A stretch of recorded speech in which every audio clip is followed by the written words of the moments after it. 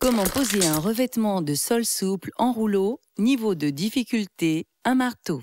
Facile à entretenir, le revêtement de sol souple en vinyle ou PVC peut se poser dans toutes les pièces de la maison. Vous aurez besoin d'un ou plusieurs rouleaux de revêtement de sol souple, de colle ou de fixateur, ou encore d'adhésif double face si votre pièce fait moins de 20 mètres carrés. Munissez-vous de ciseaux, d'un cutter, d'un mètre, d'une règle en métal, d'un araseur et d'un couteau à enduire. Selon la pose, vous ajouterez une spatule crantée ou un rouleau sur manche. La prise de mesure. Prévoyez 40 cm de plus aux dimensions de la pièce et en tous sens. Enlevez tout ancien revêtement. Décollez l'ancien revêtement de sol et assurez-vous que le support est propre, sinon dépoussiérez-le ou lessivez-le. Si un reste de colle subsiste, utilisez un décapant pour colle. Vérifiez ensuite qu'il est bien plan, gratté et ragréé si besoin. Enfin, vérifiez que le support est bien sec. Toute trace d'humidité ou de gras sera à identifier et à traiter avec le produit adéquat.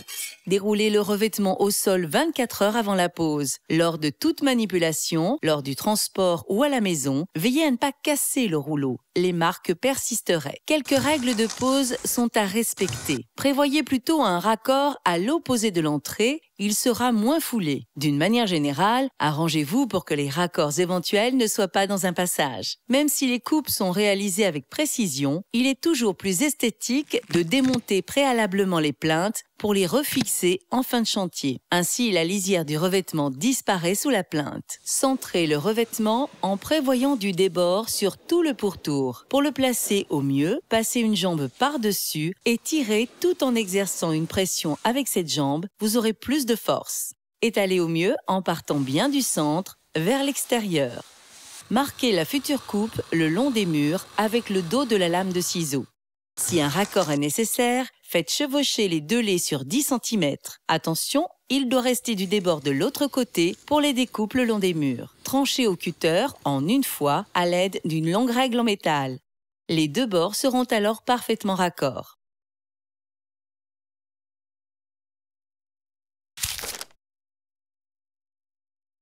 Pour une pièce inférieure à 12 mètres carrés, un adhésif double face en périphérie suffit. Entre 12 et 20 mètres carrés, l'adhésif doit être posé tous les mètres. Pour les pièces supérieures à 20 mètres carrés ou à passage important, pose collée ou avec fixateur. Le fixateur permettra une dépose plus facile et plus propre. Le fixateur adhère au dos du revêtement et non au sol. Pliez la moitié du revêtement sur lui-même. Posez l'adhésif sur la périphérie de la pièce ou tous les mètres selon la surface. Une bande d'adhésif sera indispensable tout le long d'un raccord. Redéposez le revêtement tout en marouflant du centre vers l'extérieur de la pièce. En cas de raccord, repérez la ligne de jonction d'un trait de crayon, collez l'adhésif à cheval sur la ligne, puis fixez vos laits bord à bord. Pliez la moitié du revêtement sur lui-même. Encollez le sol dégagé soit à la spatule crantée pour la pose de colle, soit au rouleau pour le fixateur. Laissez gommer la colle 10 à 20 minutes avant de rabattre le revêtement. Redéposez le revêtement de sol tout en marouflant du centre vers l'extérieur de la pièce.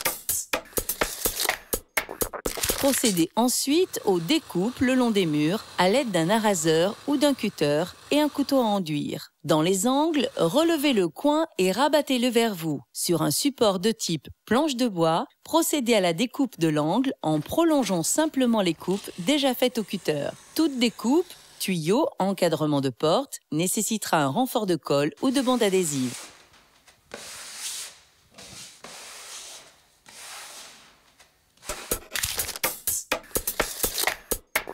La pose d'un seuil de porte est indispensable pour relier deux revêtements différents, mais aussi pour éviter que les passages n'affaiblissent le collage. Reposez les plinthes, elles couvriront les coupes.